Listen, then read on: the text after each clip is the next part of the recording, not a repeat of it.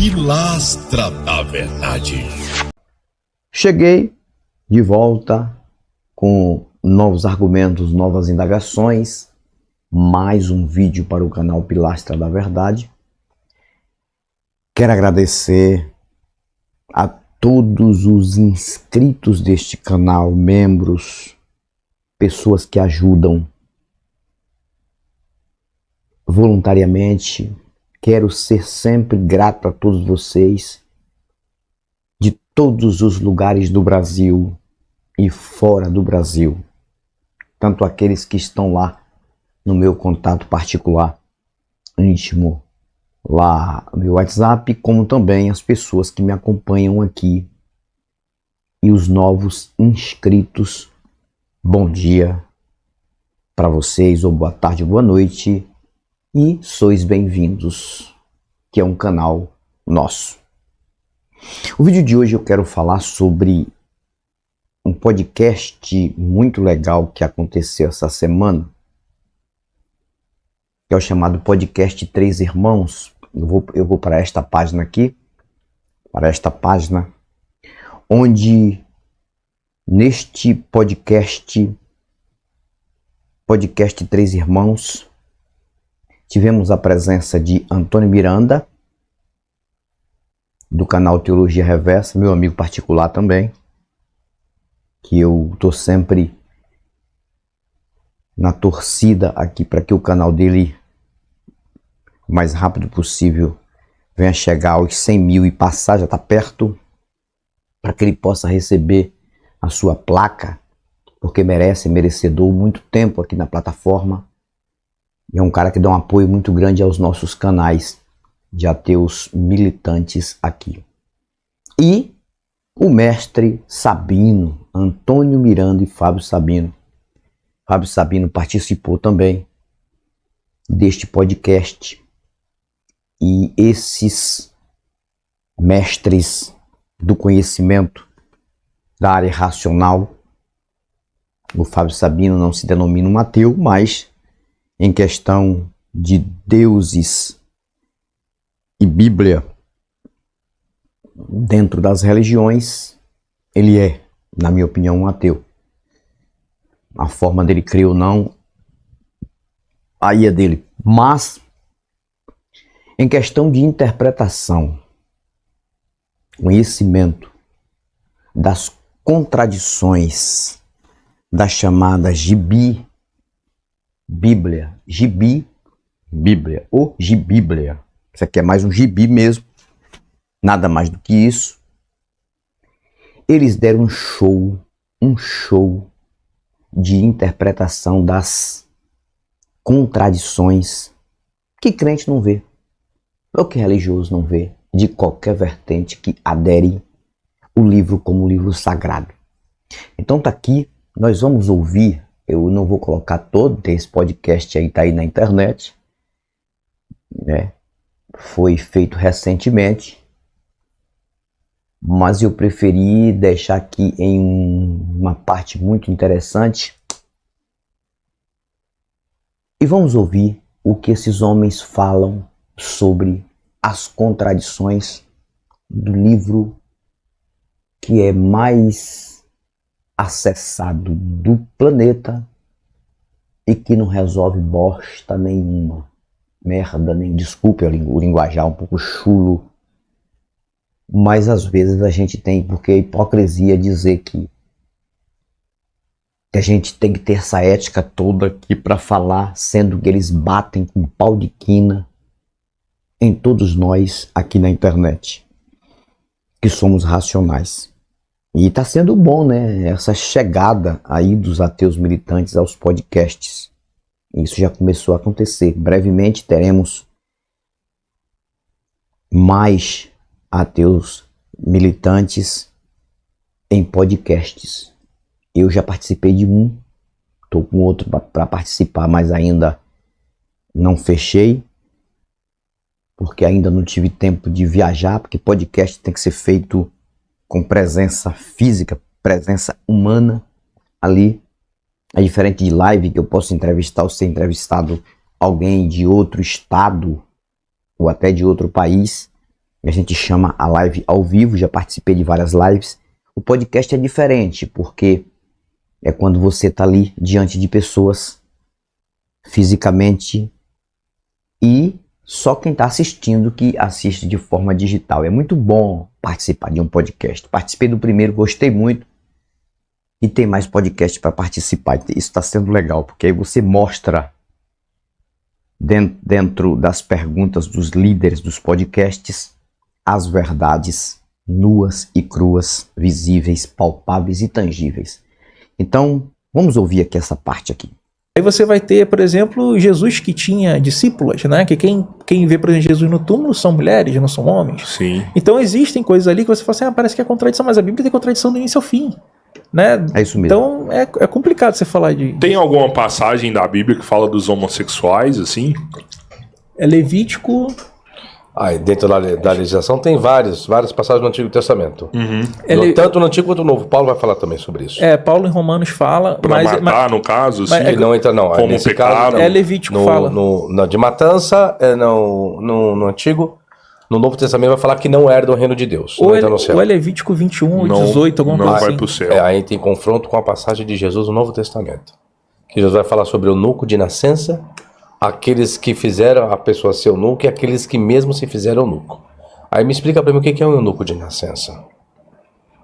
Eunuco, aqueles que fizeram o homem ser eunuco, aquele que castraram o homem. E aqueles que assim mesmo se fizeram eunuco, aquele que, camarada, eu vim aqui e me castrei. Agora o que é um eunuco de nascença? Homossexual. Homossexual. Sim. E eu tava tentando achar alguma coisa, sei lá... talvez o hermafrodita que nasce, não sei, sabe? Também. E se você for pegar os eunucos, você tinha dois lados do eunuco. Você tinha um eunuco profissional. Aquele que se caçava justamente para não ter ato sexual nenhum. Lá. Existia o eunuco, aquele que tinha vontade e um anseio por homem, pelo sexo alheio, e não por mulher. Então você tinha duas equivalências de eunuco. Isso aí entra muito no livro de Daniel. No livro de Daniel que vai entrar a respeito disso. O eunuco profissional que se fazia eunuco e aquele outro eunuco que não. Que ele tinha um órgão, mas ele tinha anseio por homem, não por mulher. Eunuco de nascença. Eunuco de nascença. Caralho, velho. Isso está no Novo Testamento, esse é o problema. Não está no Antigo, está no Novo. E é Jesus quem fala. E aí, outra coisa, vamos lá. Fala aquela questão de Jesus andar com prostituta e ser comilão e beberrão, e Paulo em relação a isso. Jesus ele é julgado assim como João foi julgado. Existe um contexto que disseram assim, Jesus dizendo: veio João, que não come e nem bebe, e vós dizeis, tem demônio. Vem o Filho do Homem, que come e bebe, e vós dizeis, amigo de comilão e beberrão. E Jesus fala, e sou mesmo. E sou mesmo. Eu não estou dizendo que eu não sou. Eu sou tudo mesmo. Eu sou comilão e sou beberrão. E o lado bom, que a palavra beberrão, chama-se oinopotes em grego. E oinopotes em grego significa beberrão de vinho, que oinos em grego significa vinho. Então é beberrão de vinho. É no sentido de cambalear, ficar alcoolizado no sentido literal. Se Jesus fosse contra o embriagamento, não vou falar que Jesus foi contra a bebida não, embriagamento.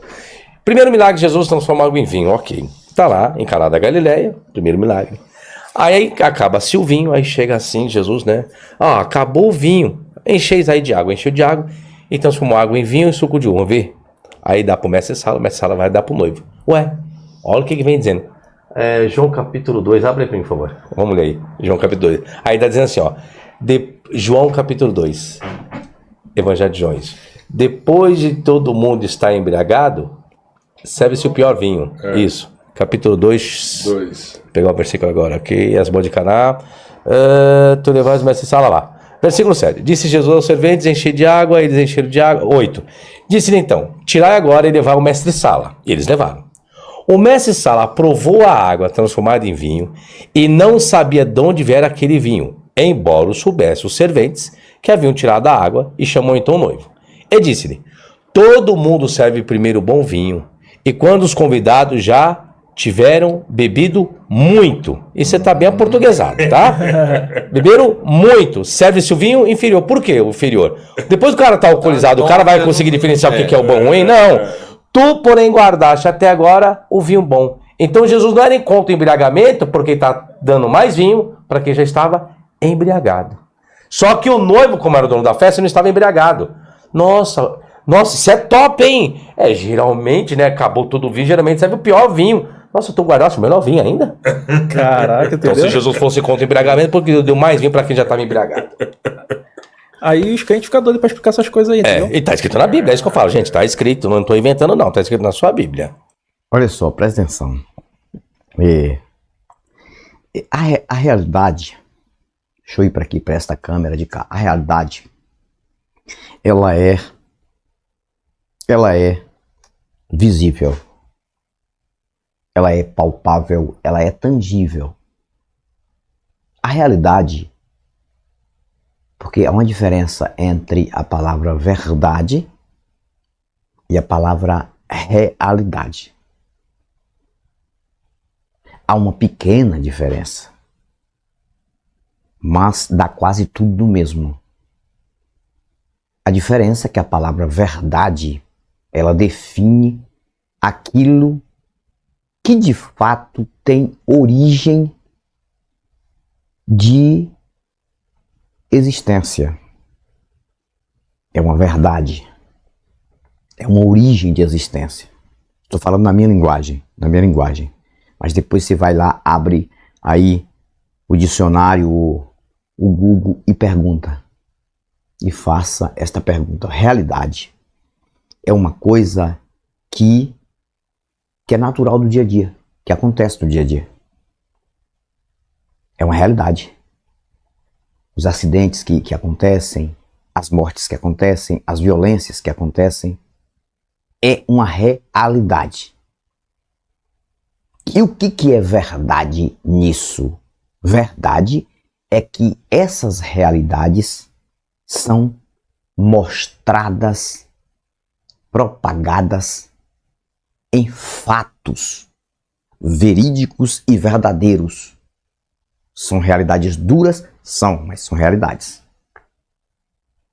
Então, o trabalho que nós fazemos aqui na internet é mostrar uma realidade e mostrar que a realidade é a verdade. Por mais que são duas palavras diferentes. Enfim, aí o Sabino está mostrando uma realidade do texto. Se isso foi verdade ou não, se aconteceu ou não, aí é diferente, não sabemos. Se isso foi um invento de Roma, essa história aí do vinho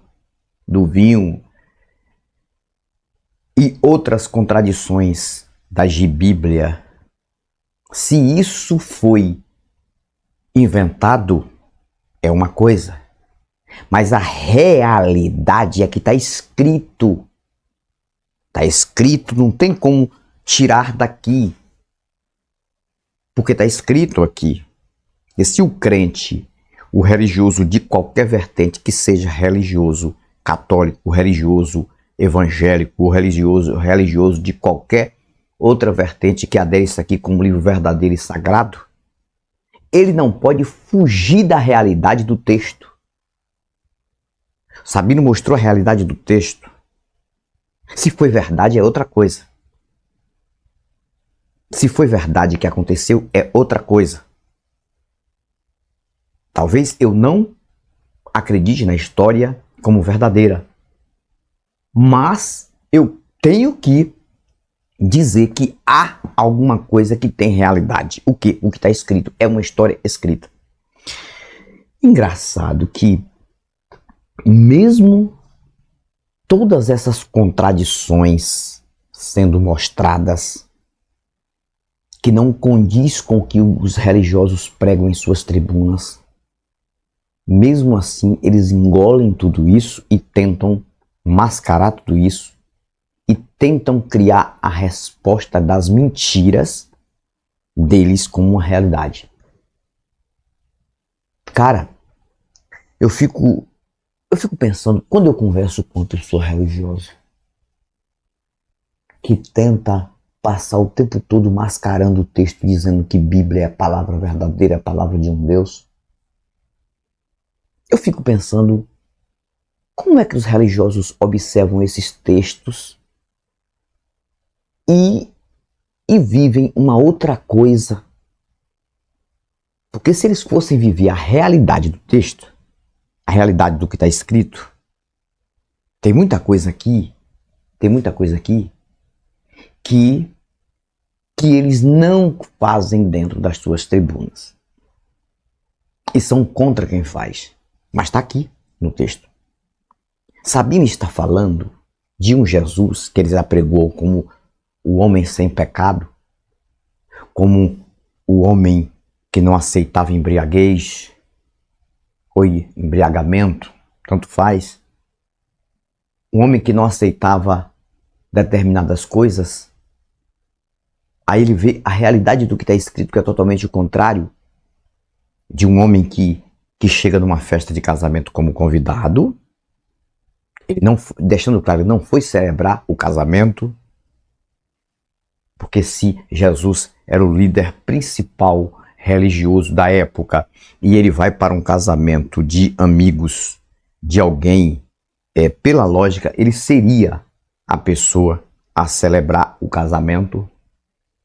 Não, ele foi como um convidado, em que quando ele chega lá, ele é pressionado porque as pessoas tomaram todo o vinho, que era um vinho com álcool. O próprio texto deixa claro que as pessoas estavam alegres ali de uma forma em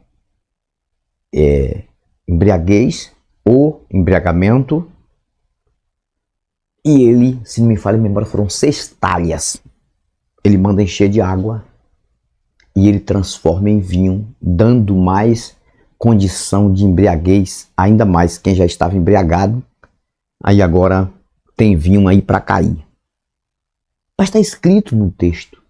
O Sabino falou outra coisa muito interessante aí sobre o beberrão. Vocês viram, né? O beberrão, a pessoa que bebe mesmo e que o próprio Jesus, ele garantiu que ele era isso. Ele estava sempre ali naquele meio.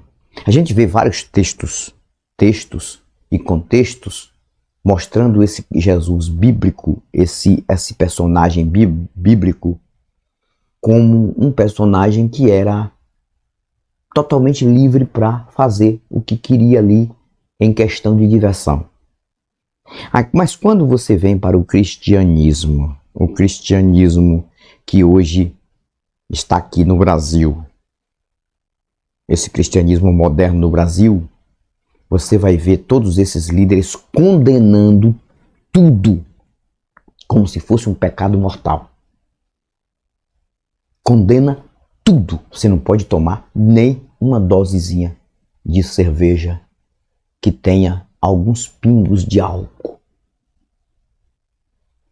Pequenininha assim, uma dosezinha bem pequena de cerveja, você não pode.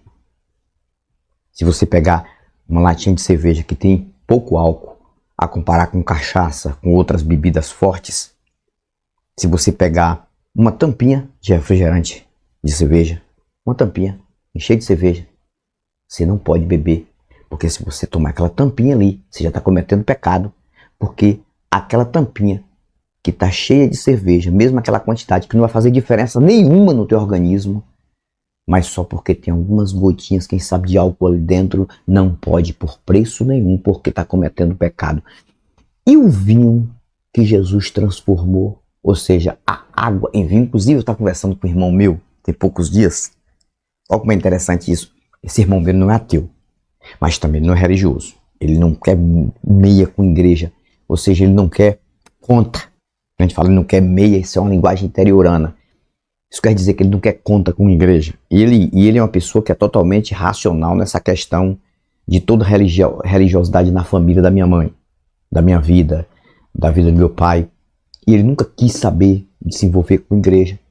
E ele sempre faz essas perguntas. Como é que isso tem verdade se no momento que mais minha mãe necessitou, ela não teve a cura? E não só minha mãe, meu pai também, todos da família que buscam auxílios e não encontram, né? Então, olha só, deixando bem claro, eu conversando com meu irmão, e ele conversou comigo e ele disse, moço, ele falando pra mim no dia que ele falou, semana passada, moço, eu debati com um pastor aqui. Eu lembrei de você, que é meu irmão, que tem um canal na internet. E aí eu debati com o pastor porque a gente viajou, eu viajei junto com ele para buscar umas verduras em determinado local, foi o que ele falou para mim. Ele trabalha com verdura, puxando da Chapada Diamantina aqui para outra cidade aqui da Bahia. E ele falou que ele chegou no local, numa lanchonete, e aí ele pediu uma dosezinha de pinga para tomar, né? Bota uma para mim aí. Aí o pastor olhou para ele e falou, moço, faça isso não. Ele falou, por quê, moço? Eu não posso fazer. Ele falou, moço, você sabia que a cachaça, o vinho, qualquer bebida forte é pecado? E isso aí não é aceito por Deus? Você está cometendo um pecado? Ele falou, espera aí, você está dizendo que cachaça é pecado. Tá bom. O vinho tem álcool? Ele falou, tem, é a mesma coisa. Ele falou, então você está contra a própria Bíblia. Ele falou para mim, que falou para o pastor, o senhor está contra a própria Bíblia. Ele falou, como eu estou contra a própria Bíblia? Ele falou, porque aqui, o Jesus que você acredita, ele transformou água em vinho. Ele não transformou vinho em água. Se ele fosse contra a bebida alcoólica, ele tinha feito o contrário. Ele ia chegar naquele casamento, olha o pensamento do meu irmão, ele ia chegar naquele casamento e ele via as pessoas bebendo vinho, e pera lá, tá errado isso aí. E ao mesmo tempo ele ia transformar todo aquele vinho em água. E se vocês quiserem beber, bebam água. Porque onde eu estou, eu não aceito que se beba vinho, eu aceito que se beba água. Quem não quiser beber água, problema. E ele transformasse até no copo daquelas pessoas o vinho em água. Mas ele transformou o contrário, ele transformou foi água em vinho. E o meu irmão disse que o pastor ficou com a cara mexendo. Ah, mas aquele vinho começou a fazer aquele malabarismo todo, mas ali não era vinho, era suco de uva. Suco é suco e vinho é vinho. Eu lembro que eu já preguei, moço. Eu já preguei no tempo que eu era alienado religioso, eu já preguei dentro desse texto e eu tentei mascarar esse texto, dizendo que aquele vinho ali era um vinho, era um suco de uva sem álcool. Não existe vinho sem álcool. Suco é suco. Existe suco de uva, existe suco de uva. Existe aquele suco também doce que eles usam em algumas ceias por aí, que não tem um álcool. Que tem até o mesmo sabor do vinho, mas não tem um álcool. Mas é suco. Não está escrito que aquilo lá é vinho. Se você chegar lá, você vai ver, né? Uma marca famosa que tem aí, a Pérgola, que é uma marca famosa, tem o suco de uva, Pérgola, e tem o vinho, Pérgola. Se tiver escrito vinho, tem que ter álcool, porque a palavra vinho realmente vem com derivado de uma bebida da uva que tem álcool. Pode ser também de outra fruta, um vinho de outro fruto. Eu acho que tem um vinho de maçã, se não me falha a memória. Mas se a palavra vinho, trazendo a questão de vinho, tem que ter álcool. Ou então é suco. Mas o texto está escrito aqui em qualquer tradução que Jesus não transformou água em suco de uva, ele transformou em vinho. Ele não transformou a água em caldo da uva, ele transformou em vinho. Então, meu amigo, que eu sei que está aí defendendo essa besteira, você não está usando nem a realidade do texto. Como eu disse no início, se foi verdade que aconteceu, nós não sabemos. Eu tenho para mim que isso aqui foi um invento. Um invento de Roma, que você acredita como verdade. Uma criação de Roma. Mas, que também nunca foi contra vinho. A religião católica nunca foi contra vinho. Se fosse assim, as pessoas não bebiam o tempo todo, vão lá na missa e ainda tomam a chamada hóstia consagrada. Independente disso, é uma regra que a Igreja Católica não impõe para as pessoas, que as pessoas não tomem bebidas alcoólicas e vinhos. Eu não estou aqui induzindo você a tomar bebida alcoólica não, porque também em excesso faz mal para a saúde. Mas é a realidade do texto. O que o Fábio Sabino mostrou aqui, que ele falou aqui, é a realidade do texto. Mas quando as pessoas têm este livro na mão e são totalmente presas nos dogmas das religiões ou das denominações pelas quais acreditam como verdade, passa por cima da realidade do texto e tentam inventar um monte de coisa. Então, o que o Fábio Sabino falou aqui foi algo interessante. Eu só mostrei também para dizer para vocês porque que está sendo legal, né, os ateus militantes, colocando aqui na pessoa do Antônio Miranda, que é um ateu militante. O Sabino, ele não se denomina ateu, mas ele faz militância também, se você não sabe, que ele desce a ripa mesmo nessa religiosidade burra e fala dos textos contraditórios da Bíblia o tempo todo, e está sempre em nosso meio. É um cara que não é contra o trabalho ateísta aqui na internet, então também é um militante. Então a chegada desses militantes nos podcasts, isso tem ajudado e vai ajudar muito mais daqui para frente, para ajudar a abrir, realmente tentar, né? Não é fácil, mas muitas pessoas conseguem abrir a mente através desses homens aí, através do trabalho que eu faço aqui, através do trabalho que o Jason Ferrer faz ali no canal dele e de outros ateus aqui da internet, como tem vários aqui. Tem um humanista que está fazendo um trabalho maravilhoso, tem o professor José Alessandro, que faz um trabalho exemplar também na internet. Fiz uma entrevista ali com ele, dei uma entrevista a ele no canal dele, que está crescendo também. Brevemente ele vai estar aí com mais de 10 mil inscritos. Eu já estou chegando aos 10 mil, falta menos de 100 para chegar aos 10 mil inscritos, e a tendência é só crescer. E posteriormente vamos estar nesses podcasts aí, em todos esses podcasts. Não sei se eu vou ter esse privilégio de estar em um podcast como o do podcast O Flor, ou do Inteligência Limitada, entendeu? Quem sabe um dia.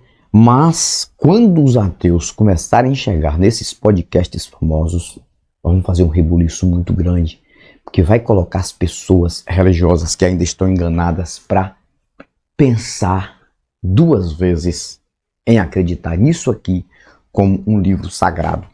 Quando começar de fato a enxergar as contradições que eles nunca conseguiram enxergar, porque a fé cega, né? A fé deixa a pessoa assim com a venda nos olhos, infelizmente. Então tá aí, foi mais um vídeo reflexivo mostrando esse podcast. Se vocês quiserem assistir na íntegra, eu vou deixar o link aqui desta entrevista, deles aqui neste podcast. E foi muito legal, eu quero agradecer a todos, um abraço ao Fábio Sabino, um abraço ao Antônio Miranda e a todos os ateus militantes, que são pessoas que estão aqui tentando ajudar pessoas. É isso que nós fazemos aqui, sem tentar tirar você da sua fé, da sua religião. Aí é problema seu, você tem todo o direito e liberdade de acreditar ou desacreditar no que você quiser. Isso é você que vai decidir mentalmente, é a sua consciência que vai falar, sem nenhum tipo de intolerância religiosa. O canal Pilastra da Verdade segue trazendo reflexões. Fui, mas eu volto, e volto com novos argumentos e novas indagações. Até o próximo vídeo. Espero que você tenha gostado desse vídeo. Espero que você tenha aprendido alguma coisa aqui e tenha se libertado de religiões e possa viver tão somente uma pessoa sem medos de se satisfazer nesta vida para o bem da sua própria vida, sem prejudicar ninguém. Fui.